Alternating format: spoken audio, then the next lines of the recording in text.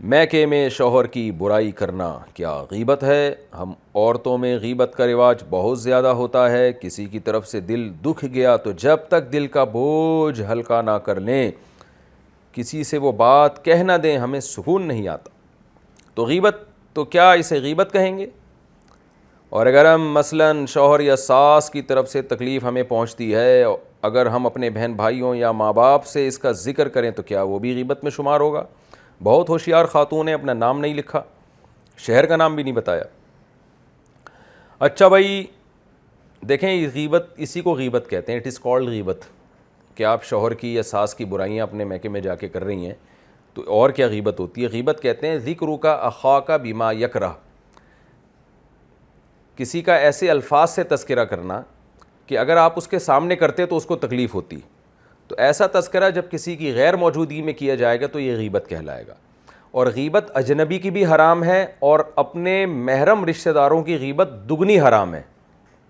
اور شوہر سے مقدس رشتہ تو عورت کے لیے کوئی ہے ہی نہیں, اس کی غیبت کرنا تو اور بھی زیادہ گناہ ہے, ناشکری میں بھی آتا ہے یہ. تو یہ بہت بڑا جرم ہے جو خواتین اپنے شوہروں کی ناشکریاں کر رہی ہوتی ہیں یا ساسوں کی برائیاں کر رہی ہوتی ہیں. تو اس سے بچنا چاہیے. نبی صلی اللہ علیہ وسلم نے ارشاد فرمایا کہ بلکہ قرآن میں بھی ہے کہ کیا تم یہ چاہتے ہو کہ مردہ بھائی کا گوشت کھاؤ؟ تو غیبت کرنے والا حدیث میں آتا ہے ایسے جیسے اس کا گوشت کھا رہا ہے. اور بڑی بہترین تشبیہ ہے یہ, اس لیے کہ کوئی مردہ پڑا ہوا ہو نا, آپ اس کا گوشت جتنا بھی کھائیں وہ بیچارہ اپنا دفاع نہیں کر سکتا, لیکن آپ اس کا نقصان کتنا کر رہے ہو. تو اسی طرح جب آپ کسی کی غیر موجودگی میں اس کی برائی کرتے ہیں تو ایسے ہی جیسے اس کی بوٹیاں نوچ نوچ کے کھا رہے ہیں, لیکن وہ بیچارہ دفاع نہیں کر سکتا کیونکہ اس کو پتہ ہی نہیں ہے کہ آپ کیا کر رہے ہیں, جیسے مردے کو نہیں پتہ ہوتا. تو یہ بہت بڑا جرم ہے اور اس سے گھر برباد ہو جاتے ہیں. البتہ واقعی کہیں ظلم ہو رہا ہو, ساس واقعی سچی مچی کی ظالم ہو, اور شوہر واقعی واجب حقوق بھی ادا نہ کر رہا ہو, تو پھر اس کی شکایت لگانا تاکہ وہ حقوق ادا کرنے پر آمادہ ہو جائے. یا آمادہ نہیں ہو رہا تو پھر ایسی صورت میں انسان اپنا بوجھ ہلکا کرنے کے لیے کسی کے سامنے بات کر سکتا ہے کہ بھئی یہ جو میرے بیسک حقوق ہیں, عورت کہہ سکتی ہے میرا شوہر یہ ادا نہیں کر رہا, میں بہت ٹینشن میں ہوں. اعتدال کے ساتھ اگر واقعی بیسک حقوق ادا, پہلے علماء سے پوچھ لیں کہ بیسک حقوق ہیں کیا, ورنہ بعض خواتین کے بیسک حقوق اتنے ہوتے ہیں کہ وہ یعنی اتنے زیادہ انہوں نے بڑھائے ہوئے ہوتے ہیں جو شرعاً واجب نہیں ہوتا شوہر کے اوپر. تو بیسک حقوق کا پہلے پتہ کریں, پھر واقعی اگر بیسک حقوق ادا نہیں کر رہا اور عورت کو تکلیف ہو رہی ہے تو پھر وہ اپنا غم ہلکا کرنے کے لیے اپنا یہ غم کسی کے ساتھ شیئر کر سکتی ہے, لیکن وہ بھی ڈھنڈورا نہ پیٹے, ساری دنیا کو نہ بتائے. تو مظلوم کو شریعت نے اجازت دی ہے کہ وہ اپنا ظلم, جو اس کے اوپر ظلم ہو رہا ہے, وہ کسی کے سامنے اپنے دل کا بوجھ ہلکا کرنے کے لیے شیئر کر سکتا ہے. لیکن اس میں دو چیزوں کا خیال کریں کہ شوہر یا ساس یا کوئی بھی ایسے ریلیٹیو اگر ظلم کر رہے ہیں تو یہ دیکھیں کہ ان کے احسانات بھی بہت زیادہ ہیں, تو پلس مائنس کریں. بعض دفعہ شوہر میں کوئی خرابی ہوتی ہے, مثال کے طور پر بد اخلاق ہے, لیکن اس کے احسانات بہت زیادہ ہوتے ہیں, وہ ایک خامی ہے لیکن دسیوں خوبیاں ہیں.